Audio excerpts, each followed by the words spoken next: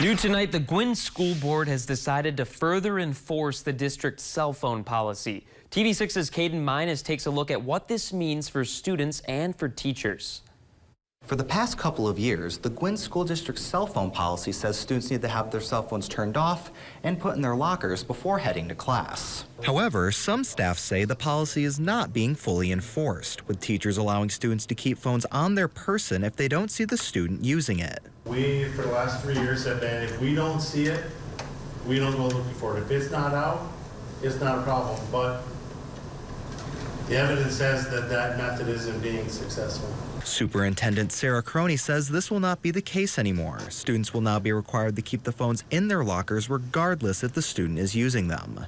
During public comment, one parent argued that students need to keep their phones on them in case of emergency. If there is an emergency, that's what I'm going to contact them with. Just like I would expect that as a teacher is going to probably have their cell phone contacted instead of the front office for an emergency they have. Along with increasing enforcement on students, Croney says the enforcement of this rule will now also apply to teachers. The policy, as you've had it for what, 3 years?